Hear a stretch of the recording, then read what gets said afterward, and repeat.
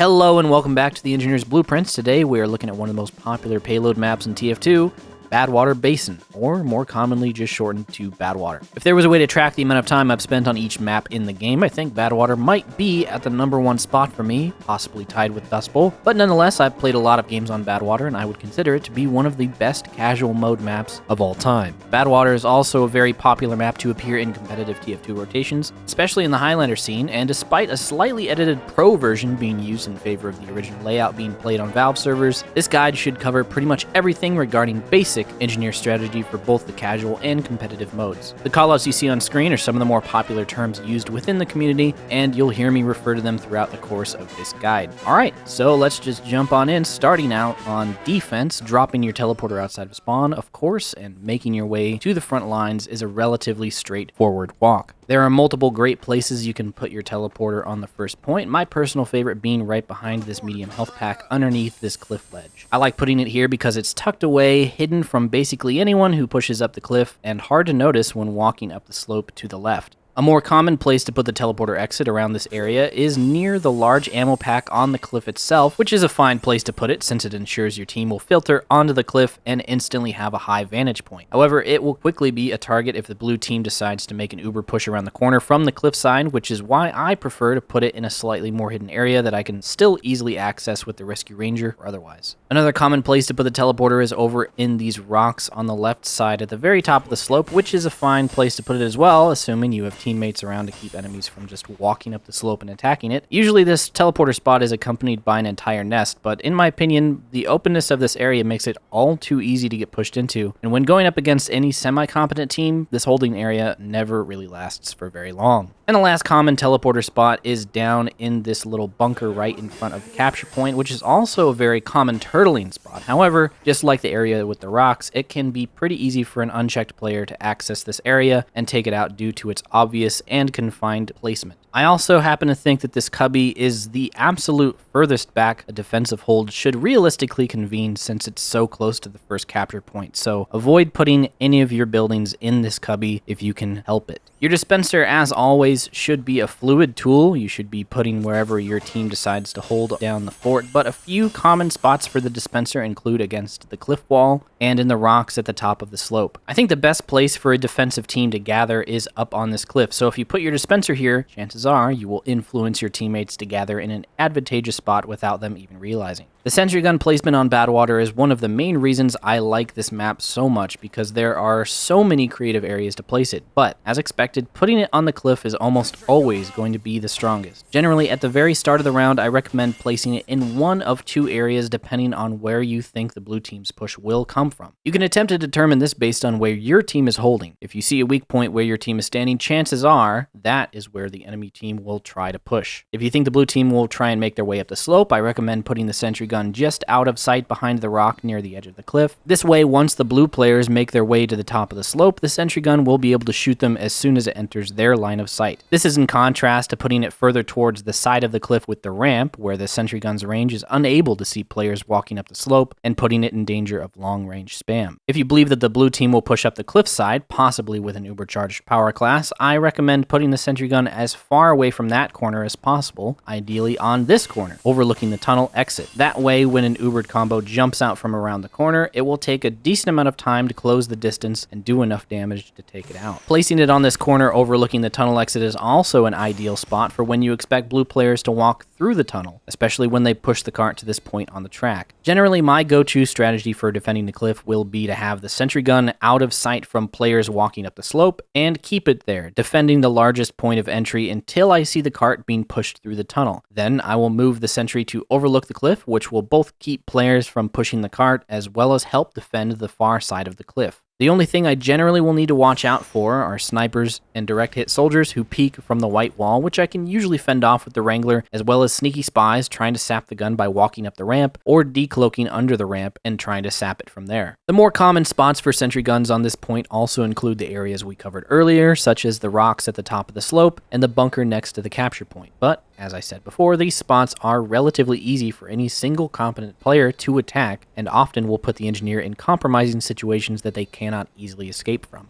If you want to achieve the same effect as either of these positions, but with more room to breathe, I recommend putting the sentry gun on the top of the bunker near the edge. This spot will cover both the very top of the slope and even effectively hide part of its own hitbox while still being able to see its target, and will be able to defend the cart at a much better angle. The major weakness of this spot, however, is how easy it is for flanking spies to get a sapper on it by simply walking up either of the stairs on each side, so just be aware of that. Mini sentries can often be placed in the same spots that leveled sentries could, but these areas tend to be favored towards a much more disposable sentries playstyle since they are quite aggressive and will not guarantee their survival for very long. Still, if that's the meta you're going for, putting a sentry gun far forward on the cliff can often shut down blast jumping classes who try to surprise people, and generally will just cause problems for the blue team if they are not coordinating. Now, it's important to remember on any payload map that a surefire way to make things difficult for yourself is to treat the first point like you're defending the entire map, because you're not. You should always be thinking about your survivability and keeping an eye on your teammates. If you're not able to continue holding an area and you have an escape route available, take it. It is more important that you survive long enough to get your buildings rebuilt on the next point than to keep your current nest up for even 10 seconds longer. Going down with the ship may seem heroic, but it is a bad strategy in the long run. Because of the powerful positioning on the cliff, it can be extremely beneficial to employ a friendly pyro to help you keep people from pushing into your gun from the cliff side, as well as to help reflect long-range rockets fired from the bottom of the slope. In fact, having a pyro air blast any attacks off of the cliff before they can get to your sentry gun can often be the difference between a win and a loss. So make sure you complement your team's pyro on their loadout or something,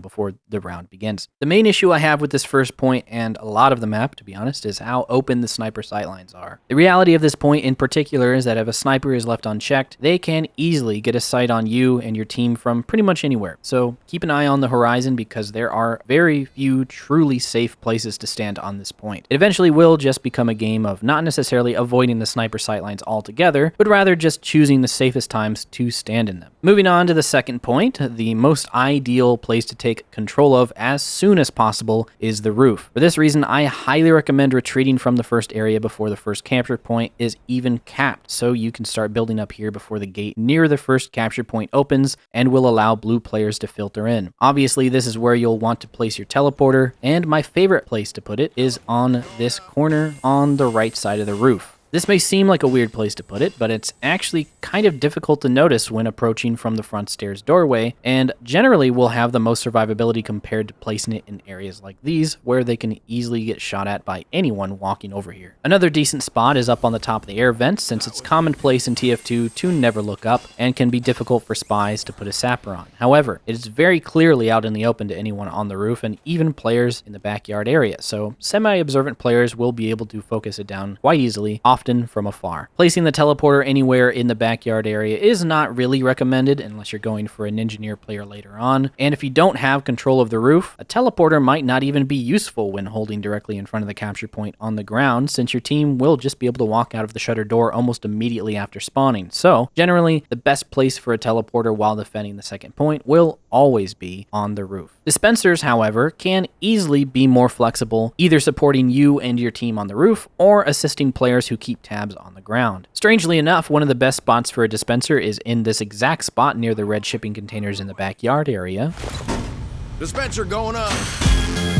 And you can also place it in this little nook around the corner if your team happens to be pushed back to just outside the shutter. The roof sentry gun can be one of the more powerful positions in the game, given that your team is helping you manage the flanks, such as the back and front stairs, and the backyard area in general. One of the best spots to put it will be right on the edge of the roof, overlooking the capture point. It's important to place it in a way where it can always see the person who can see it, so make sure you're keeping it within this section here. Too far to the left and you'll leave it open to long-range spam attacks from the choke, and if you find yourself on the ground instead of the roof, you can put it on the tracks outside of the shutter door. While this hold can buy you some time while you move on to the next point, it's all too easy for blue players standing on the roof to attack the gun from afar, so you shouldn't really rely on this placement as a permanent hold if you can manage it. Mini sentries can often be helpful for acting as alarm systems, keeping an eye on the many flank options that the blue team has, and if you end up playing a support battle NG role, playing with your mini in the backyard area can often single-handedly keep scouts and soldiers from getting at your team's main hold on the roof. If it wasn't clear enough,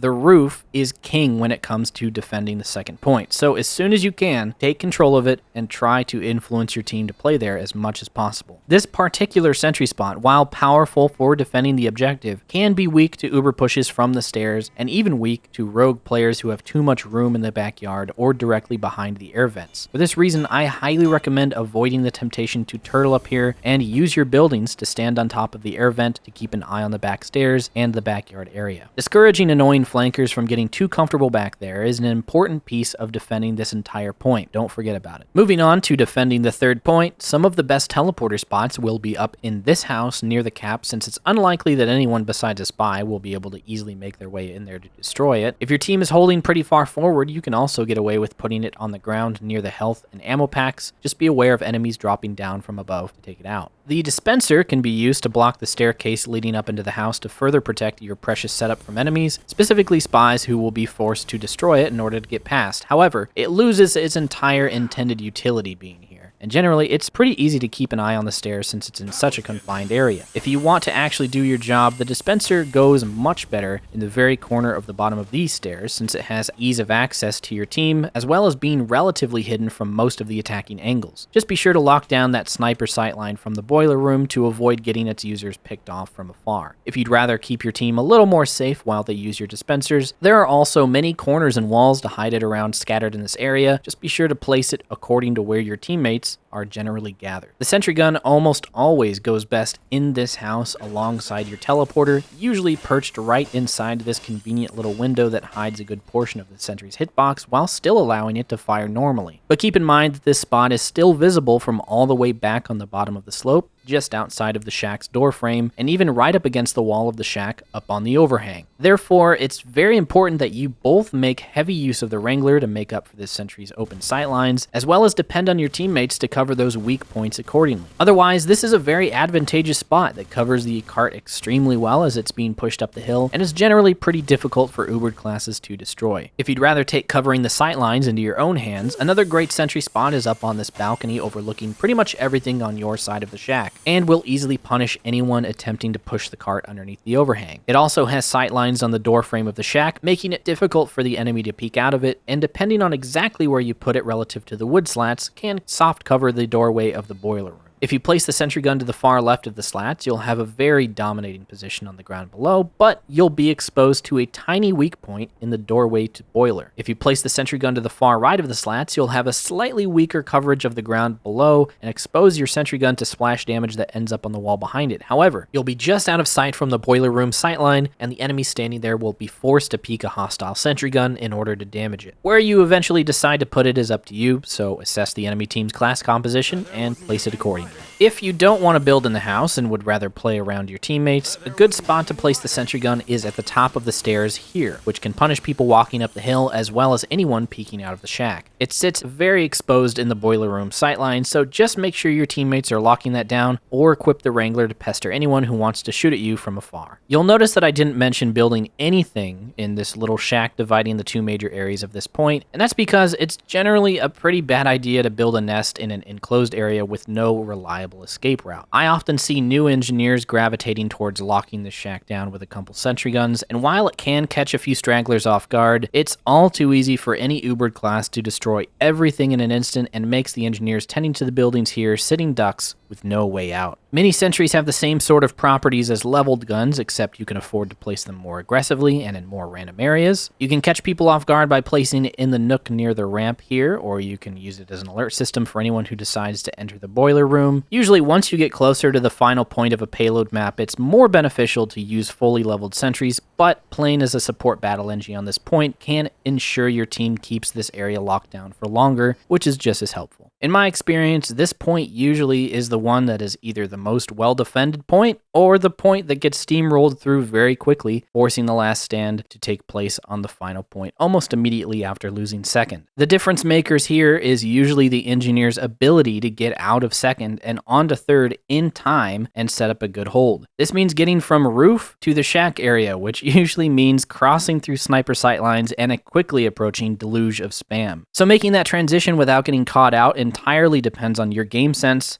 So pay attention to how many people are alive on your team and use tools like the Rescue Ranger or the Wrangler to leave smoothly instead of getting steamrolled with the rest of them. As we start defending the last point, teleporters start to become less useful and should only really be used to get flanking classes to the flanks that they should be defending if you have the time. Putting an exit in map room can save players a few seconds if they happen to spawn in the bottom area, and putting an exit in the room with the sniper window can help your team keep tabs on tires. The dispenser can be useful in a lot of major ways on this point, especially if you're proactive about its placement. My favorite spot is in the middle of the final downward sloping ramp, which allows your classes to converge right outside of where you'll likely be building your sentry, as well as to keep an eye on the overhang just outside of tires. Just be careful to call out any snipers who manage to peek out of the window, because he'll be able to pick off people using your dispenser here pretty easily if left unchecked. Another couple of decent dispenser spots include pretty much anywhere around a corner in either of these little bunkers, generally pretty safe from outside spam, and keeps its users safe from most sniper sightlines. And if your team already has a designated control point guarding setup, you can also help hold down the two major flanks with your dispenser, since both of these areas only have a few small health packs to work with here. Right as the blue team is capping third, it can be beneficial to soft hold the area just around the corner to the cap in order to waste a bit more time and deny the enemy access to both of the major flanks into last, map room and tires. This can give your defensive classes and respawns time to get situated. You can easily use this full ammo pack to build a sentry gun right on the tracks outside of the door to map room, and force the enemy to awkwardly peek it in order to fully take control of what should eventually become their staging area, but don't be afraid to back out if things get too spammy. Another great spot to build in while you can in this area is up on this tiny roof. You can use the Wrangler to get up there and make yourself a nuisance for anyone attempting to walk into this bend or anyone trying to flank around using this upper pathway. Generally, you're going to find sentry guns in either of the two bunkers, both of which are pretty turtly yet effective. The major weaknesses either of these sentry spawns have is that they're often open to spam from the opposite flank. Building in the bunker area under tires leaves you open to attacks from the map room, and building in the bunker under map room leaves you open to attacks from the balcony near tires. It's usually a good idea to switch between these two randomly in order to keep the enemy on their toes, and honestly, it's often pretty effective to just place the sentry gun at the bottom of the slope, since it can attack anyone making their way down to the capture point instantly. If you want to build pretty far back but still effectively protect the final capture area, a really great spot for the sentry gun on this point is just outside of the bottom spawn, placed in a way where the ledge can protect the majority of the sentry's hitbox but still fire normally. This is an ideal spot for the last stand of a defensive round, since a lot of blue team will likely be piling in from everywhere above to jump on the cart. But if you place it here, they'll be punished by a sentry that's essentially peeking over the top of a ledge to shoot the intruders. And if you really want to annoy people, you can place a sentry gun in this weird little spot just outside of the top of spawn, an area that is very exposed from the map room, doesn't cover a whole lot of area, and is generally pretty easy to Uber into, yet still happens to be one of the most irritating sentry spots on this map for some reason. I personally dislike this sentry spot, but I've seen it used effectively so many times I can't not mention it at this point. Blue team, if you see an engineer building here, please just shoot at him from the map room. It's not a good spot. Please stop allowing it to happen.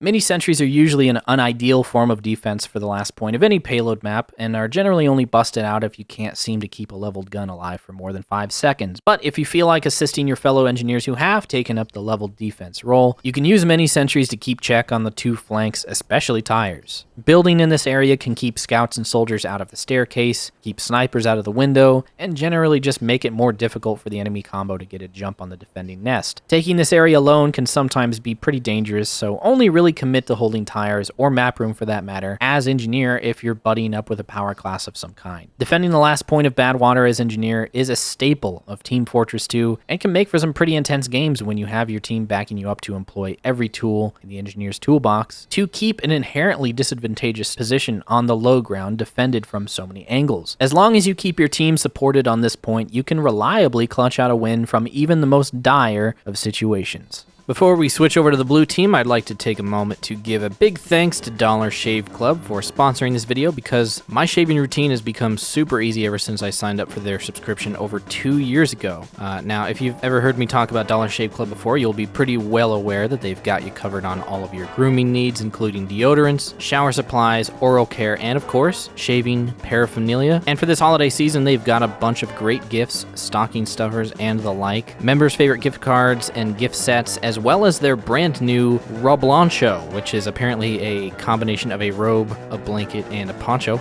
So if you're still struggling to figure out what to get the boys in the family, your dad, your brother, and of course, don't forget your uncle, Dollar Shave Club is the place to go.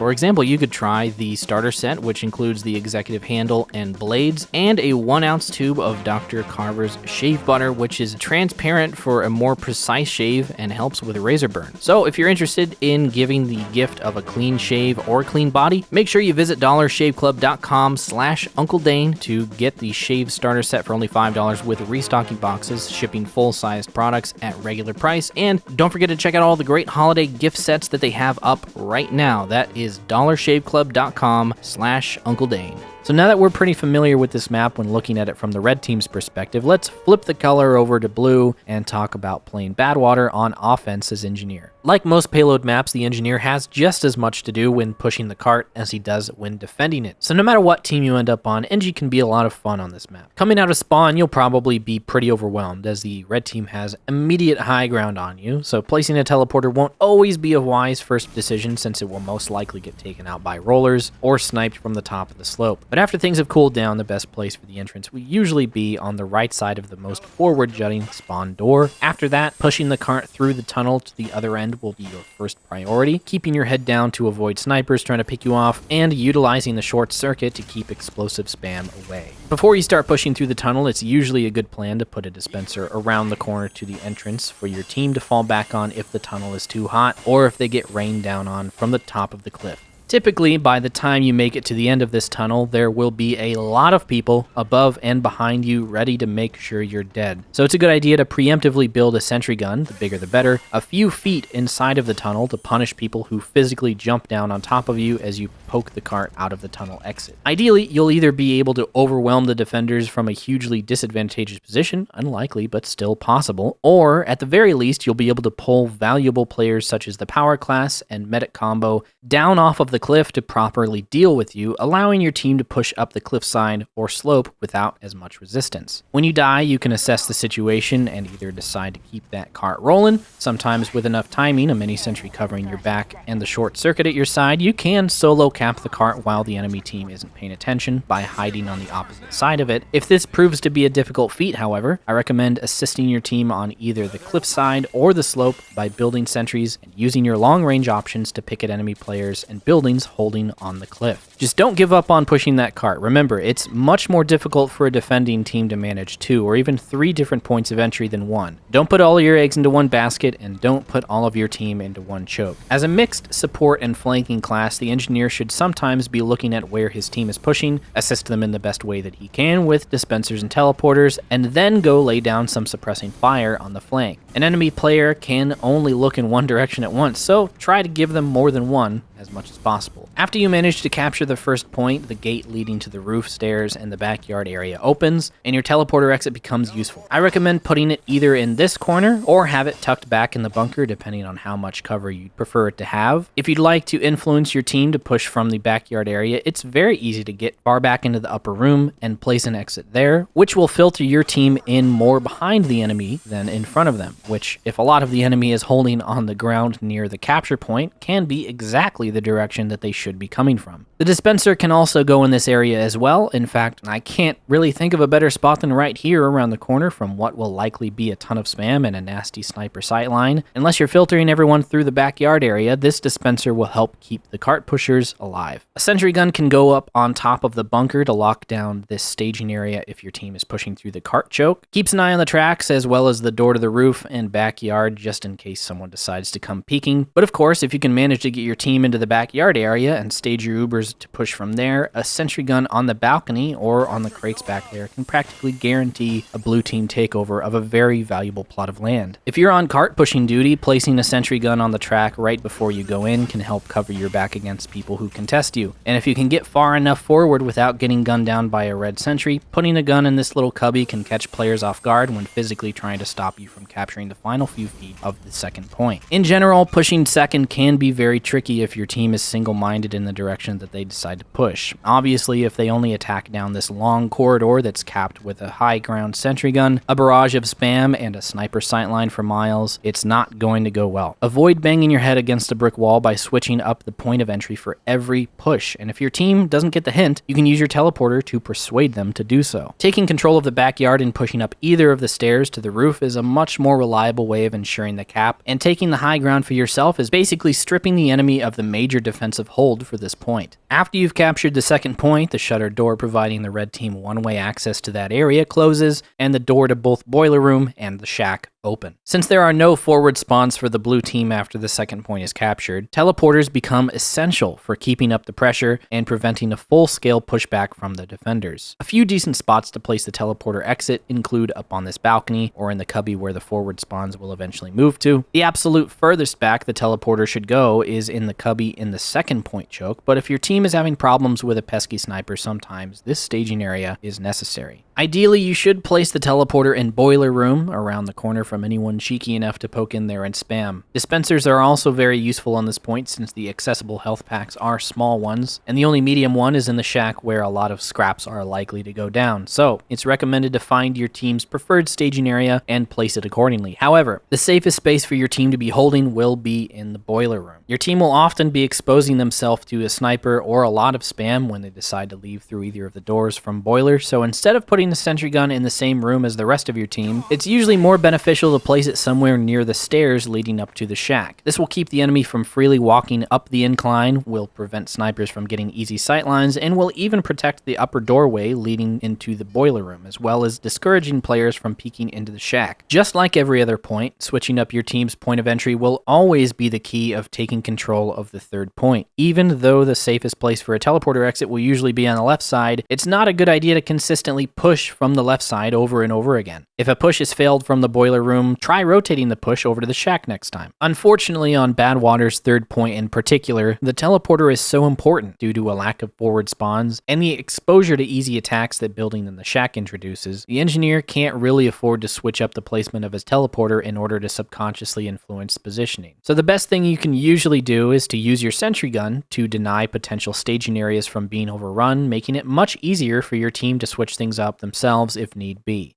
And as we approach capturing the last point, it's important to remember that this is the only time in the round where Blue Engineer needs to replace his teleporter, which will need to go in the cubby at the foot of the roof. The ideal staging area for Blue Team will usually be around the corner of this bend, so the teleporter exit will typically default to being placed in this corner or directly underneath in this dark spot. Once your team is able to take control of the bend area, giving themselves easier access to the map room and tires, it's recommended that the teleporter exit is eventually moved into the house for slightly more protection from defensive pushbacks. This staging area will provide your team with a generally safe position against the red team snipers and kritzkriegs, and if you make sure you keep the important bits tucked back far away from the dropdown, it's unlikely that a rogue demo man or soldier will be able to find it and take it out. Giving your team access to the dropdown will ensure that they won't need to cross a long sniper sightline in order to get into tires, and they will be able to have high ground on anyone who is peeking the choke. If you prefer your team push from the complete opposite direction and give them constant access to the sniper window, you can also place the teleporter exit in tires in this little cubby next to the window, which can often be pretty overwhelming for the defending team to deal with if unprepared. The dispenser should almost always be placed around the corner to wherever the chaos is happening, the classic one being right here, and if your team is being healed effectively, you can usually justify keeping the dispenser up in house with you to ensure your buildings stay alive and quickly upgraded. But if your team is able to filter into tires and onto the ground safely, you can usually move it around to wherever your team is needing to fall back to. It's slow and inefficient to retreat all the way back up into the house in order to use a dispenser, so your team simply won't be able to use it up there. The sentry gun should be protecting this choke in whatever way you see fit, either by putting it right around this corner to punish anyone poking around the other side of it, or up in the drop down to focus over extenders or anyone coming out of the map room and tires. When your team is able to get a good push, it's highly recommended that you actually bring the sentry gun along with, lagging slightly behind so not to be focused down while hauling. You can attempt to build it at the edge of the balcony, which will rain bullets down upon anyone attempting to contest the cart. Just be wary of snipers who station themselves outside of the top spawn. Or you can bring the gun into map room and place it in the window, effectively playing a similar role. If you find yourself playing on the flank, especially in tires, you can use the Wrangler to boost yourself onto this ledge that usually only explosive jumping classes and scouts can access, and pester the enemy from the back stairs. If you manage to place a teleporter exit in here and it doesn't get destroyed in 5 seconds, then sometimes you can pull off a play where you send an Ubered power class directly into the basin to get up close and personal with their defensive line. You could also do the same in map room, although this room is in such close proximity to the enemy spawn, and snipers can often easily see you while you're in there, that you'll need some pretty good timing to pull off flanking through here. If you want to be a little more passive and a tad bit show-offy, you can sentry jump up to the roof and place it on the edge, which will be able to shoot at anyone standing on the ramp. Or if you want to be a lot less passive and a lot more show-offy, you can get the sentry gun onto this weird little platform on the other side of the basin, which, if done with the right timing, can surprise any last-second defenders who throw themselves at the cart. Even if getting an aggressive gun into that specific spot isn't your style, a blue sentry gun placed anywhere overlooking the cart as it's being pushed can be the insurance your team needs to edge the cap and win the game. Pushing Badwater last is often considered to be one of the more stalematy casual mode situations, but that usually only happens when the enemy team is stacking way too many engineers, or when the attacking team is too repetitive in their pushing strategy. Switching things up is how to win when playing offense, and as the blue engineer, you hold a powerful amount of influence in that department. If you understand this and take advantage of it, you can effectively be the director of your team, and therefore direct your team to success. Once again, Badwater is one of my favorite maps, and despite the many obnoxious sniper sightlines and the lack of forward spawns for blue team,